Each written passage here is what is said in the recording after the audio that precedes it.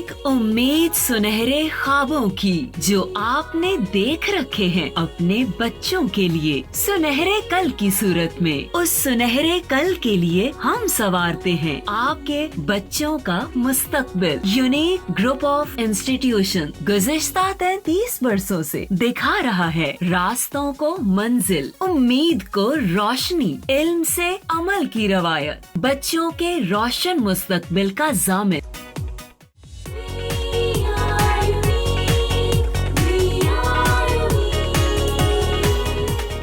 बिस्मिल्लाहिर्रहमानिर्रहीम। अस्सलाम वालेकुम स्टूडेंट्स, कैसे हैं आप लोग? बेटा, आज हमारा इस चैप्टर नंबर 12 का लास्ट लेक्चर है, लेक्चर नंबर 32। और मैं आपका टीचर अगेन मैं इंट्रोड्यूस करवा दूं अपने आप को, मोहम्मद अशफाक बशीर, बायोलॉजी का आपका टीचर। और 32 लेक्चर्स हो गए हमारे, 32nd यानी कि आज लेक्चर है। तो आज हमारा चैप्टर भी कंप्लीट हो जाएगा, कोऑर्डिनेशन एंड कंट्रोल का चैप्टर नंबर 12। हमने अब तक कोऑर्डिनेशन एंड कंट्रोल के चैप्टर नंबर 12 में दोनों तरह की कोऑर्डिनेशन यानी कि नर्वस कोऑर्डिनेशन और केमिकल कोऑर्डिनेशन को भी हमने पढ़ा। और फिर हमने लास्ट लेक्चर में, लेक्चर नंबर 31 में, हमने बेटा फीडबैक मैकेनिज़्म को भी पढ़ा। आज के लेक्चर में बेटा हम पढ़ने जा रहे हैं डिसऑर्डर्स ऑफ नर्वस सिस्टम। हमने फर्स्ट चैप्टर पढ़ा, तो फर्स्ट चैप्टर में हमने रेस्पिरेटरी सिस्टम जो है उसको पढ़ा, लंग्स और लंग्स से रिलेटेड डिजीज़ के बारे में पढ़ा, जैसे कि निमोनिया आपने पढ़ा, ब्रोंकाइटिस, एम्फीसीमा, एट्सेट्रा एट्सेट्रा।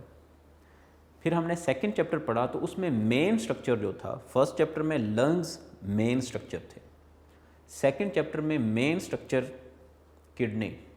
तो किडनी रिलेटेड डिसऑर्डर्स को हमने पढ़ा, जिनमें आपने किडनी फेलियर पढ़ा, किडनी स्टोन पढ़ा, फिर उनके ट्रीटमेंट के हवाले से बात की।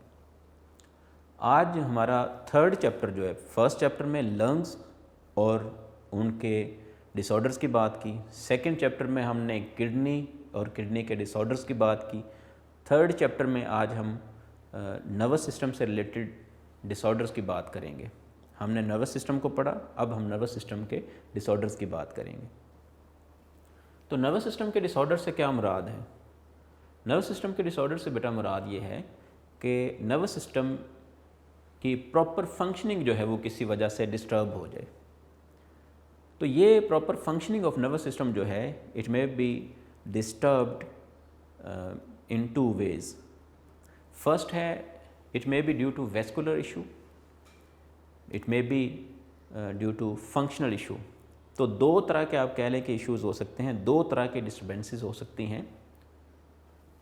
नर्वस सिस्टम जो है इसमें डिसऑर्डर्स को जनरेट करने के लिए।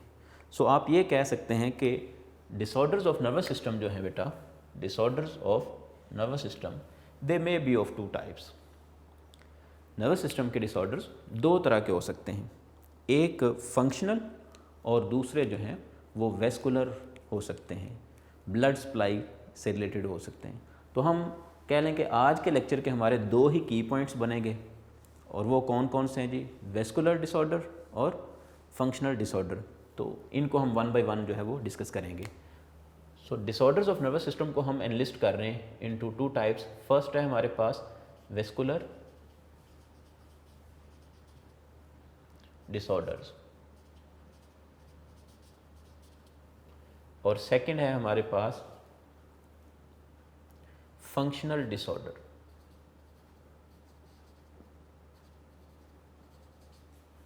फंक्शनल डिसऑर्डर जी बेटा, 2 तरह के डिसऑर्डर्स को आज हम डिस्कस करने जा रहे हैं, वेस्कुलर एंड फंक्शनल।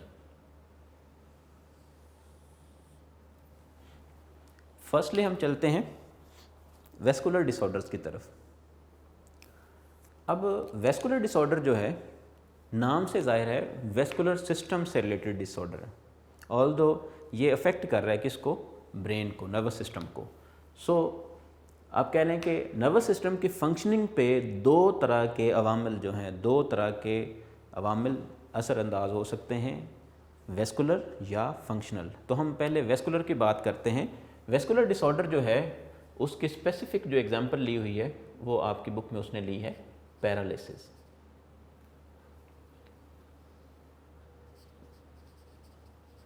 पैरालिसिस जिसको आप उर्फ़ आम में फालिज कहते हैं। और फंक्शनल डिसऑर्डर जो है इसकी एग्जांपल ली हुई है एपिलिप्सी। एपिलिप्सी। सो फर्स्टली हम डिस्कस करेंगे पैरालिसिस को, then we will discuss epilepsy. आज के लेक्चर में ये दो चीज़ें हमने डिस्कस करनी है। इनकी कॉजेज़ की हम बात करेंगे और क्या इनका कोई ट्रीटमेंट है, इस हवाले से हम बात करेंगे। सो फर्स्टली हम चलते हैं बेटा पैरालिसिस की तरफ। फर्स्ट डिसऑर्डर वेस्कुलर डिसऑर्डर और इसमें स्पेसिफिक एग्जांपल है हमारे पास पैरालिसिस।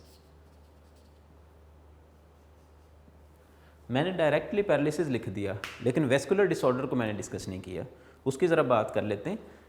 वेस्कुलर डिसऑर्डर से क्या मुराद है बेटा? वेस्कुलर डिसऑर्डर जो है ये है disturbance in blood supply. Vascular disorder क्या है असल में? It is due to disturbance in blood supply to nervous system. तो सेंट्रल नर्वस सिस्टम को जब यानी कि ब्रेन एंड स्पाइनल कॉर्ड को जब सप्लाई नहीं प्रॉपरली पहुंचती, ब्लड सप्लाई, तो उसकी वजह से जो है वो डिसऑर्डर्स जो जन्म लेते हैं हम उनको नाम देते हैं वेस्कुलर डिसऑर्डर्स। फिर से बात रिपीट कर रहा हूँ, disorders which occur due to the disturbance in blood supply to nervous system, they are vascular disorders. और इसी तरह से अगर हम फंक्शनल की बात करें तो फंक्शनल डिसऑर्डर्स क्या हैं? फंक्शनल डिसऑर्डर जो हैं इसी तरह से आप कह सकते हैं it is due to the disturbance in functioning of brain parts. तो ब्रेन पार्ट्स की जो प्रॉपर फंक्शनिंग है उसकी वजह से, फंक्शनिंग किस पे डिपेंड करती है? नर्व इम्पल्सिस पे, नर्व इम्पल्सिस पे। तो आप फिर सिंपली हम ये कह सकते हैं कि वेस्कुलर डिसऑर्डर्स जो हैं they are due to disturbance in blood supply to nervous system. और फंक्शनल डिसऑर्डर्स की अगर हम बात करें तो फंक्शनल डिसऑर्डर को हम कह सकते हैं they occur due to the improper functioning या improper generation of nerve impulses. So दोनों को जो है वो मैं शॉर्टली की वर्ड्स में इनको डिफ़ाइन करने की कोशिश करता हूँ। यहाँ पे वेस्कुलर को हम पहले डिफ़ाइन करते हैं। वेस्कुलर डिसऑर्डर से क्या मुराद है? ये होते हैं due to disturbance in blood supply to CNS। और फंक्शनल को अगर हम डिफ़ाइन करें तो हम कह सकते हैं disturbance, they occur due to the disturbance in generation of proper nerve impulses.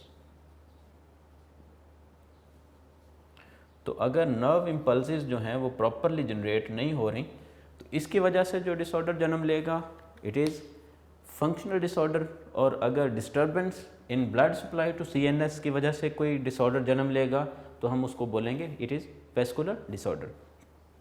जी बेटा, नेक्स्ट चलते हैं हम पैरालिसिस की तरफ। पैरालिसिस को पढ़ते हैं, उसके बाद हम जो है एपिलिप्सी की तरफ चलेंगे। जी, पैरालिसिस क्या चीज़ है? आम तौर पे हम इसको बोलते हैं कि ये फालिज है। तो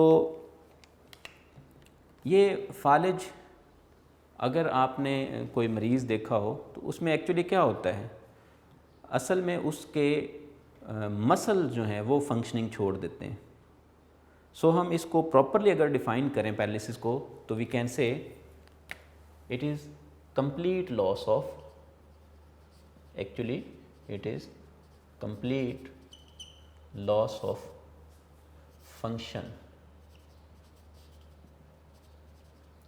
by one or more muscle groups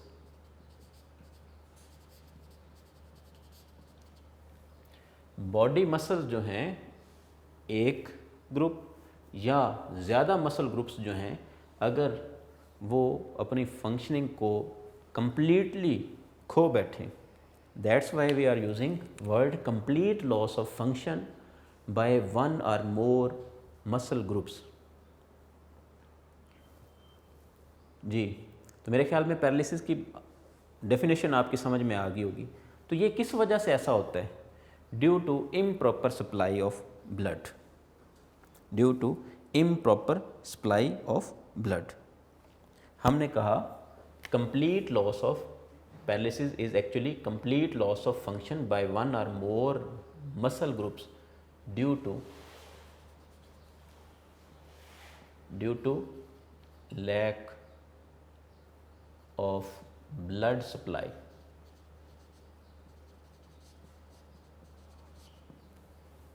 अब कंप्लीट डेफिनेशन हुई। So complete loss of function by one or more muscle groups due to lack of blood supply, ये क्या है? पैरालिसिस। पैरालिसिस या फालिज जो है बेटा, इसके हवाले से एक और बात ज़रा ज़हन नशीन फरमानी। पैरालिसिस जो है ये होल बॉडी में हो सकता है, इसको हम वीक पैरालिसिस बोलते हैं। ये लोअर लिम्स में हो सकता है या ऑल 4 लिम्स में हो सकता है। फिर से बात रिपीट कर रहा हूँ, अगर पूरी बॉडी में पैरालिसिस हो तो ये वीक पैरालिसिस हम इसको बोलते हैं, और स्ट्रॉन्ग कंडीशंस में ये बॉडी एक्सट्रीमिटीज़ जो हैं, लोअर जो लिम्स हैं, हमारी टांगों का एरिया जो है, ये मफलूज हो सकते हैं, यानी कि पैरालिसिस इन एरियाज़ में हो सकता है ये डिसऑर्डर, या फिर ऑल 4 लिम्स यानी कि 4 लिम्स और हाइंड लिम्ब, टोटल 4 लिम्स जो हैं इनमें भी ये अकर हो सकता है।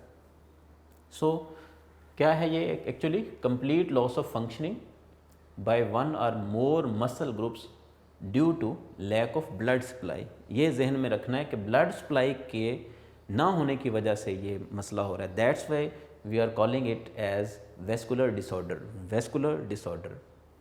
जी बेटा, तो मैंने आपसे एक बात और की, मैंने कहा कि ये वीक भी हो सकता है और स्ट्रॉन्ग भी हो सकता है। वीक किस सिचुएशन में? जब ये पूरी बॉडी में हो तो ये वीक कहलाएगा, क्योंकि उसका किसी एक बॉडी पार्ट पे जो है वो इफ़ेक्ट कम हो जाता है।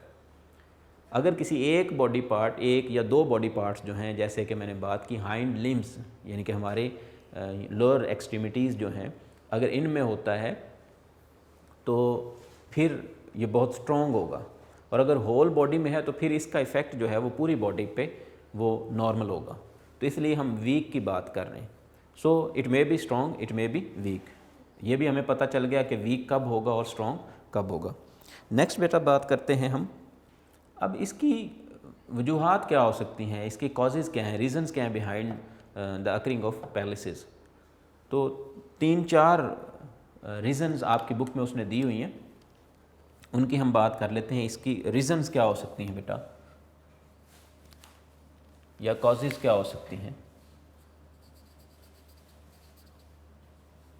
मैं इसको शॉर्टली एनलिस्ट कर रहा हूँ और हम इन रीज़न्स को फिर साथ साथ समझते भी जाते हैं। फर्स्ट रीज़न उसने दी हुई है स्ट्रोक या ब्रेन स्ट्रोक। फर्स्ट रीज़न बेटा उसने दी हुई है ब्रेन स्ट्रोक।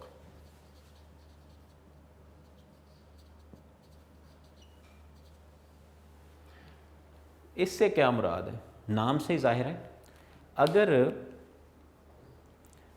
अगर ब्रेन जो है उसमें कोई कह लें कि आर्टरी, कोई वीन जो है वो बर्स्ट कर जाए, तो इसकी वजह से ब्रेन के कुछ पार्ट्स जो हैं उनको ब्लड सप्लाई रुक जाएगी। इसकी वजह से फिर कोई बॉडी पार्ट जो है वो मफलूज हो सकता है, पैरालाइज हो सकता है। जैसे कि आपने ये देखा होगा कि मोस्टली पैरालिसिस जो है या फालिज जो है जिन लोगों में होता है वो उनकी एक साइड यानी कि दोनों लिम्स, एक 4 लिम्ब लेफ़्ट साइड लेग और लेफ़्ट साइड आर्म जो है, इनमें जो है वो फालिज की सिचुएशन आ जाती है, पैरालिसिस की सिचुएशन आ जाती है, या फिर राइट साइड पे। तो ऐसा क्यों होता है? मतलब दोनों लेफ़्ट लिम्स या दोनों राइट लिम्स जो हैं ये इसका शिकार होते हैं। ऐसा क्यों होता है? असल में आप लोगों को जब मैंने 4 ब्रेन पढ़ाया तब मैंने आप लोगों को बताया था कि हमारे जो 4 ब्रेन का पार्ट है सेरिब्रम जिसको हम बोलते हैं, इसको 2 पार्ट्स में डिवाइड किया जाता है। लेफ़्ट सेरिब्रल हेमिस्फीयर और राइट सेरिब्रल हेमिस्फीयर। तो मैंने तब आपको बताया था कि जो लेफ़्ट सेरिब्रल हेमिस्फीयर है ये right side of the body को कंट्रोल करता है, और इसी तरह से जो राइट सेरिब्रल हेमिस्फीयर है ये लेफ़्ट साइड की बॉडी को कंट्रोल करता है। अब अगर लेफ़्ट साइड का जो ब्रेन है, लेफ़्ट साइड का जो ब्रेन पार्ट है, अगर लेफ़्ट सेरिब्रल हेमिस्फीयर को ब्लड सप्लाई किसी वजह से रुक जाए तो definitely right side of the body जो है ये इफ़ेक्ट होगी। इसी तरह से अगर राइट साइड सेरिब्रल हेमिस्फीयर जो है ये अफेक्ट हो due to the lack of supply of blood, तो इसकी वजह से left side of the body जो है अफेक्ट होगी। आई होप सो कि आपको कुछ समझ आ गई होगी जी। तो ब्रेन स्ट्रोक जो है ये आप ऐसा कह सकते हैं कि नॉर्मल आर्टरीज़ जिस तरह से बर्स्ट कर जाती हैं बाज़ दफ़ा, तो उसी तरह से high blood pressure, hypertension etcetera की रीज़न वजह से जो है वो जैसे आर्टरीज़ वीन्स वगैरह जो हैं बर्स्ट करती हैं, इसी तरह से अगर ब्रेन में आर्टरीज़ या वीन्स जो हैं वो बर्स्ट कर जाएं तो इसको हम बोलेंगे ब्रेन स्ट्रोक। तो ब्रेन स्ट्रोक जो है ये एक बड़ी वजह है किसकी, पैरालिसिस की। सो आपने ये देखा कि इसका डायरेक्टली जो है वो हाइपरटेंशन के साथ फिर से ताल्लुक़ है। सो ब्रेन स्ट्रोक जो है इसकी यानी कि ब्रेन स्ट्रोक की वजह से ब्लड सप्लाई जो है वो रुक जाती किसी ब्रेन पार्ट को। उसके बाद दूसरी रीज़न बेटा ब्लड क्लॉटिंग है। दूसरी रीज़न ब्लड क्लॉटिंग है।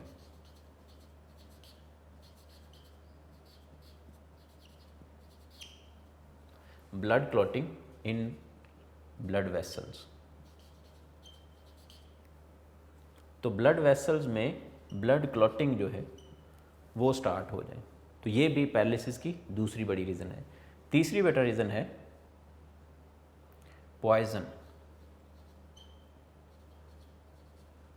पॉइजन ये कहाँ से बात आ गई? Poison produced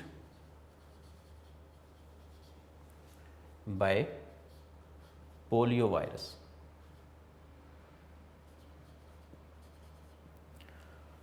poison produced by polio virus. अब तो अल्लाह का शुक्र है कि पाकिस्तान में पोलियो के केसेस जो हैं वो बहुत कम हैं।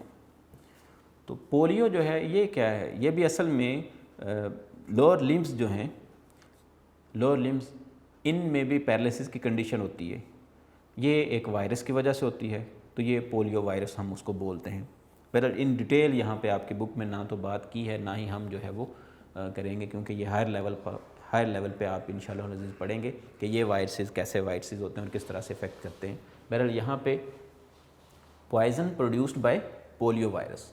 तो तीन रीज़न्स हमने पढ़ी बेटा, एक ब्रेन स्ट्रोक, दूसरी blood clotting in blood vessels, और तीसरी हमने पढ़ी है poison produced by polio virus. अब पोलियो वायरस जब अटैक करता है तो इसकी वजह से जो है वो पॉइजनस मटेरियल जनरेट होता है जो कि अफेक्ट करता है ब्लड ब्लॉकिंग का बायस बनता है, आर्टरीज़ और कैपिलरीज़ जो हैं इनमें ब्लड ब्लॉकिंग का बायस बनता है। इसीलिए उसने कहा है कि poison produced by polio virus, ये भी इन रीज़न में से एक रीज़न है।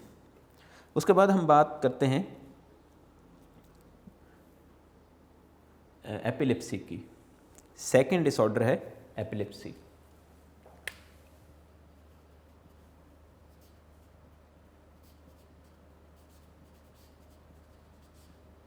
जी बेटा, एपिलेप्सी ये कैसा डिसऑर्डर है? हमने वहाँ पे मेंशन किया है कि एपिलेप्सी जो है it is functional disorder. Functional disorder को हमने बोला it is due to the disturbance in generation of proper nerve impulses. तो प्रॉपरली नर्व इम्पल्सेस जो हैं वो जनरेट नहीं हो रही, दैट्स वाई हम बोलते हैं कि ये एक फंक्शनल डिसऑर्डर है। तो एपिलेप्सी को हम किस तरह से डिफ़ाइन कर सकते हैं? एपिलेप्सी को हम कह सकते हैं कि ये abnormal and excessive discharge of nerve impulses है। It is abnormal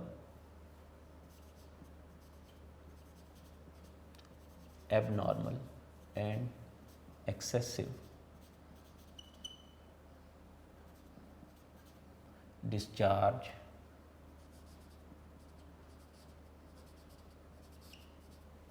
of nerve impulses।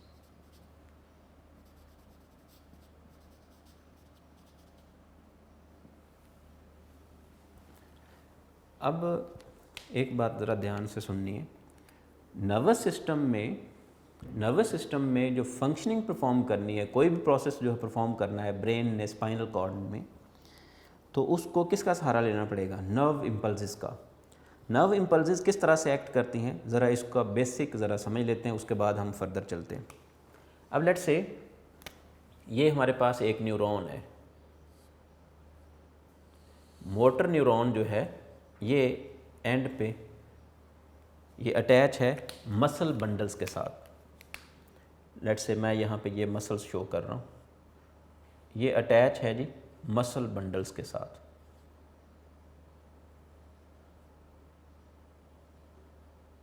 ये मसल बंडल है, तो मसल बंडल के साथ अटैच है न्यूरॉन।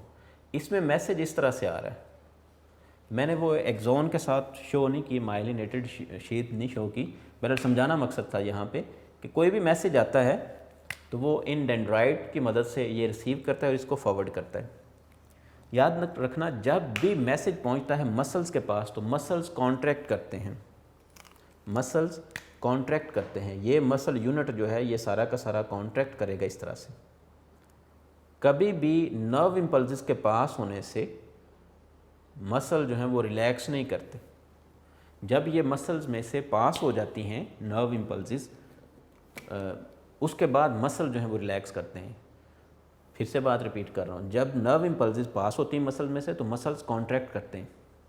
तो मसल्स की कॉन्ट्रैक्शन किसकी वजह से है? Due to nerve impulses. इसका मतलब ये है कि मसल्स एज इफेक्टर तब काम करते हैं जब नर्व इम्पल्सेस उनसे काम करवाती हैं।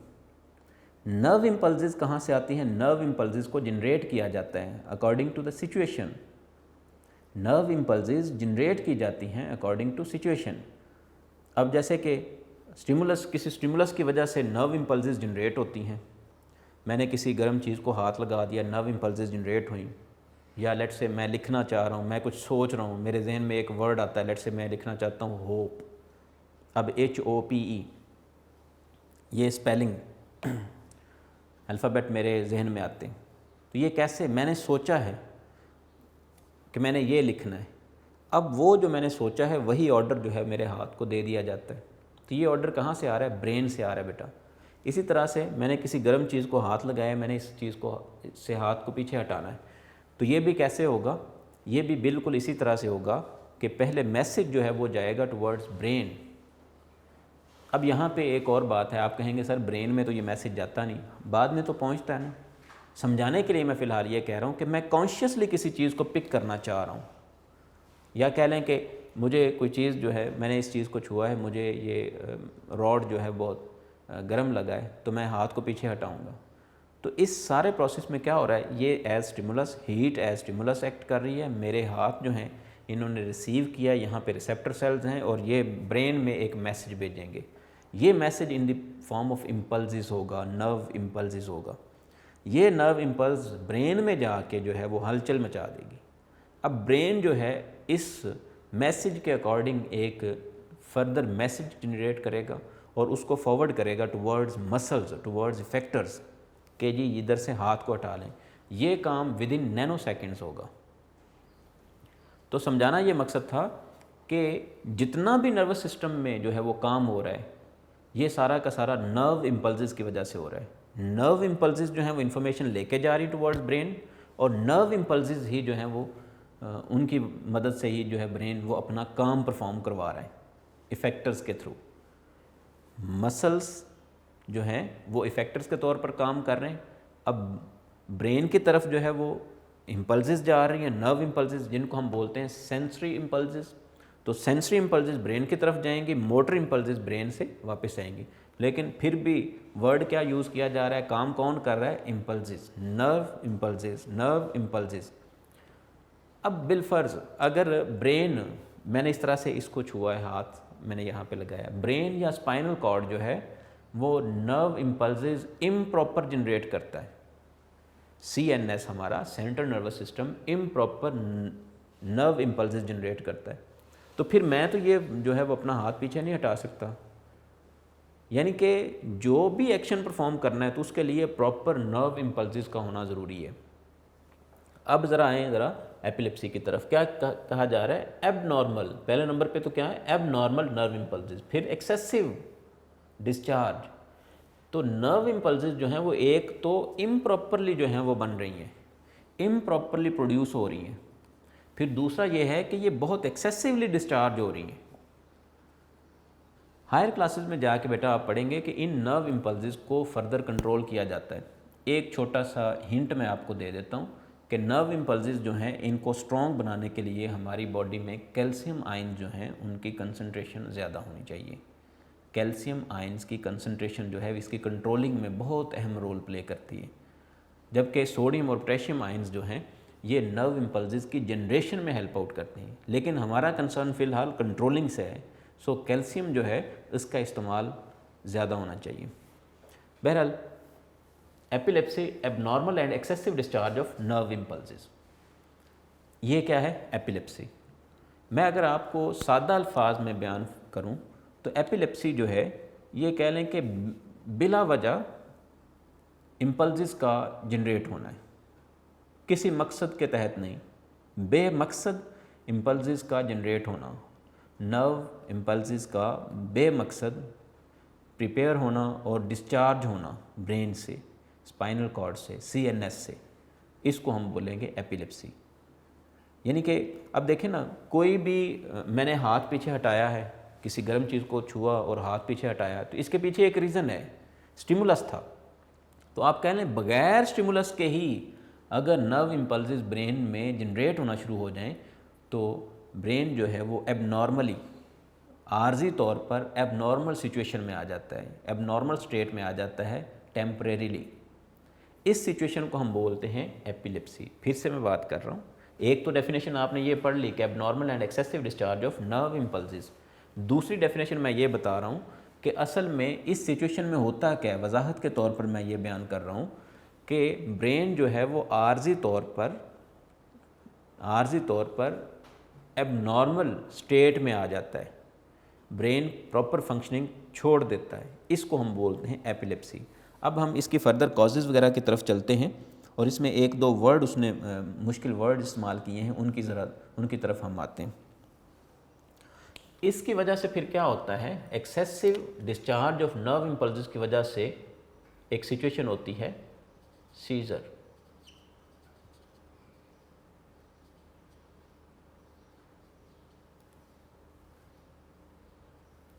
सीजर्स ये असल में आप ये कह सकते हैं कि ये झटके बेज़ब्तगी सी आ जाती है, मतलब कोई नज़्म व नस्क नहीं रहता बॉडी में, तो ये कह लें कि ब्रेन में जो है वो सीजर्स का जनरेट होना, मतलब नर्व इम्पल्सेस का एक्सेसिव और एबनॉर्मली प्रोड्यूस होना और फिर उनका डिस्चार्ज, उसकी वजह से क्या होता है, झटके से लगते हैं एपिलेप्सी के जो पेशेंट्स होते हैं। तो एपिलेप्टिक पेशेंट जो है उसमें सीजर्स का जनरेट होना। अब सीजर क्या चीज़ है, इसको हम ये कह सकते हैं, ये असल में एक सिचुएशन है, ये टेम्परेरी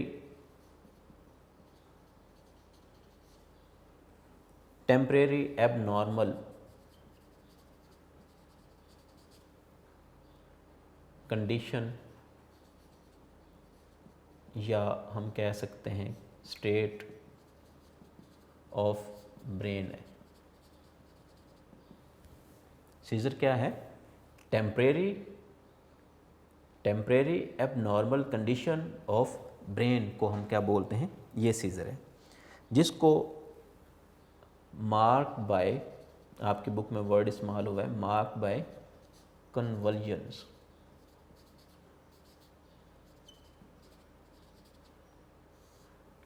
कन्वल्जन्स क्या है, कपकपी, मतलब एपिलेप्टिक पेशेंट जो है जब इस पे अटैक होता है, यानी कि सीजर जनरेट होते हैं, यानी कि एबनॉर्मल सिचुएशन ब्रेन में जो है वो डेवलप हो जाती है, एबनॉर्मल नर्व इम्पल्सेस जनरेट होती हैं और बहुत एक्सेसिवली जो है वो डिस्चार्ज भी हो रही थी, तो फिर उस वक्त ब्रेन जो है या नर्वस सिस्टम जो है वो कैपेबल नहीं होता टू अंडरस्टैंड द सिचुएशन। इस सिचुएशन को हम बोलते हैं सीजर। तो तो सीज़र को डिफ़ाइन किया हमने कि ये एक्चुअली क्या है, टेम्परेरी एबनॉर्मल कंडीशन और state of brain mark bye convulsions. तो इसमें कपकपी सी तारी हो जाती है पेशेंट पे, वो जो है वो बेकाबू हो जाता है। अच्छा, उसके बाद हम चलते हैं कॉजेज़ की तरफ कि इसकी कॉजेज़ क्या हो सकती हैं। मेनली एपिलिप्टिक की जो एपिलिप्टिक डिसऑर्डर जो है या एपिलिप्सी जो है, ये डिसऑर्डर जो है ये जेनेटिक है। इसकी कॉजेज़ में सबसे पहली वजह तो ये जेनेटिक है। लेकिन इसमें हम डिफ्रेंशिएट किस तरह से करते हैं।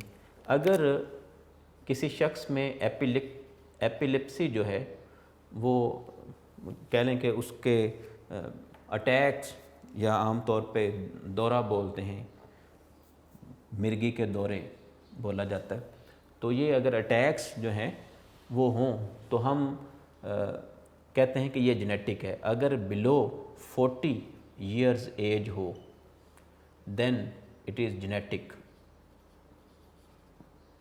और डेवलपमेंटल।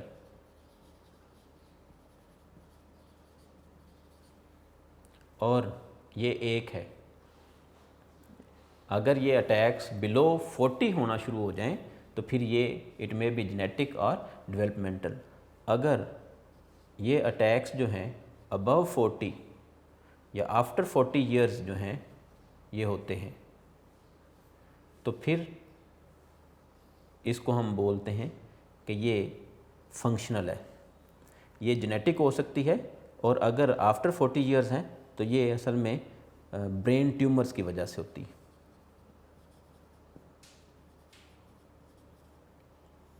फिर से बात रिपीट कर रहा हूँ, इसकी कॉजेज़ में आपकी बुक में जो उसने मेंशन किया वो यही है कि दो तरह से ये हो सकती है, अबव 40 इयर्स और बिलो 40 इयर्स। अगर 40 इयर्स से पहले किसी में अगर ये डिसऑर्डर जो है अपीयर होता है तो ये एक्चुअली जेनेटिक है या डेवलपमेंटल है। जेनेटिक तो आप समझते हैं कि इनके पेरेंट्स की तरफ से, और डेवलपमेंटल से क्या मुराद है कि अर्ली एज में जब एम्ब्रियोनिक स्टेजेस चल रही होती हैं, जब बच्चे की डेवलपमेंट हो रही होती है, तो उस दौरान कह लें कि इम्प्रॉपरली जो ब्रेन प्रॉपरली नहीं बनता, या ब्रेन जो है उसमें नर्व इम्पल्सेस जो हैं वो किसी वजह से इम्प्रॉपर बनना शुरू हो जाती हैं और फिर ताहयात ऐसा ही रहता है। तो ये रीज़न हो सकती है बिलो 40 इयर्स एज के जो लोग हैं। और अगर अबव 40 इयर्स जो हैं ये अटैक्स होते हैं, 40 इयर्स तक अटैक नहीं होते और आफ्टर 40 इयर्स होते हैं, तो फिर कह लें कि ये मेटाबॉलिक रिएक्शंस की वजह से, बॉडी चेंजेस की वजह से, सेल डिवीजन चेंजिंग्स की वजह से, ब्रेन ट्यूमर्स जो हैं इनके डेवलप होने की वजह से जो है ये डिसऑर्डर जन्म लिया है। सो दो तरह से ये हो सकता है एपिलेप्सी जो है, या तो ये जेनेटिक और डेवलपमेंटल है या फिर ये ब्रेन ट्यूमर्स की वजह से। असल में ब्रेन ट्यूमर्स की वजह से एज के साथ साथ ब्रेन ट्यूमर्स जो हैं वो डेवलप होना शुरू हो जाते हैं। बहुत सारे दूसरे लिपिड्स वगैरह या शुगर जो है वो ब्रेन में डिपॉजिट होना शुरू हो जाते हैं, जिसकी वजह से कई एक तरह के जो है वो डिसऑर्डर्स जन्म लेते हैं। और फिर बाज़ डिसऑर्डर जो हैं वो सीवियर कंडीशंस में जो है एपिलेप्टिक डिसऑर्डर का बायस बनते हैं। अब क्या एपिलेप्सी का कोई इलाज है? ये जब भी क्लास में पढ़ाया जाता है ये टॉपिक तो बच्चे ये पूछते हैं कि जी कोई इसका सर इलाज है?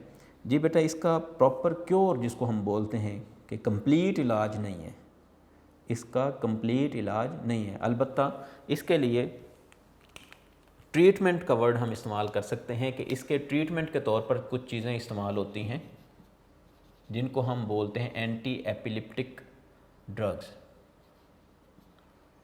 ट्रीटमेंट के लिए इस्तेमाल की जाती हैं कुछ ड्रग्स, उनको बोला जाता है एंटी एपिलेप्टिक ड्रग्स।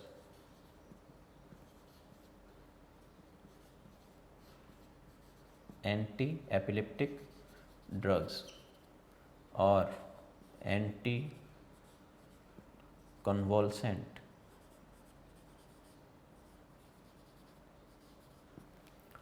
ठीक है जी। तो इसका फिर क्या फ़ायदा है एंटी एपिलेप्टिक ड्रग्स का या एंटी कन्वल्सेंट्स का क्या फ़ायदा है? इसका बेटा फ़ायदा ये है कि कंप्लीट इलाज तो नहीं है, अलबत्ता ये जो सीजर कंडीशन होती है, यानी कि एबनॉर्मली बाज़ दफ़ा ब्रेन जो है वो टेम्परेरीली इस कंडीशन में चला जाता है कि वो प्रॉपरली अंडरस्टैंड नहीं कर पाता, कंट्रोल नहीं कर पाता बॉडी अफ़ाल को, बॉडी प्रोसेसेस को, तो फिर जो है वो इन ड्रग्स का, इन मेडिसिन का इस्तेमाल जो है वो इन सीजर्स को रोकता है। सो इनकी शिद्दत को और इनके अकर होने को रोकता है। सो इस तरह से आप ये कह सकते हैं कि एंटी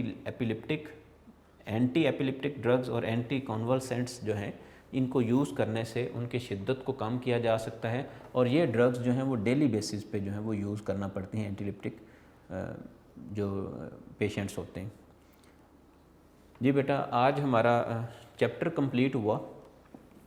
लेक्चर था हमारा 32, तो 32 लेक्चर्स में हमने जो है वो थर्ड चैप्टर को भी हमने कंप्लीट किया। ये हमारा सबसे लेंथी और सबसे ऑलमोस्ट टफ चैप्टर था। आई होप सो कि आपको इन सारी चीज़ों की समझ आ गई होगी, और बड़े प्रॉपरली मैंने जो है वो एक एक चीज़ चंद लाइनों में मैंने आपको जो है वो कॉजेज़ भी बता दी, और इसी तरह से एपिलिप्टिक डिसऑर्डर की भी हमने बड़ी शॉर्टली बातचीत कर ली। तो आई होप सो कि डिसऑर्डर्स ऑफ नर्वस सिस्टम आपको समझ आ गए होंगे, दोनों में डिफरेंस क्या है ये भी आपने ज़रा जहन नशीन फरमा लेना अच्छी तरह कि वेस्कुलर डिसऑर्डर जो है उसमें पैरालिसिस लिखेंगे आप, बाज़ बच्चे भूल जाते हैं, मिक्सअप कर बैठते हैं। तो वेस्कुलर डिसऑर्डर जो है वो पैरालिसिस और फंक्शनल डिसऑर्डर जो है वो एपिलेप्सी है। तो इन दोनों को बहुत अच्छे तरीके से आपने प्रिपेयर करना है।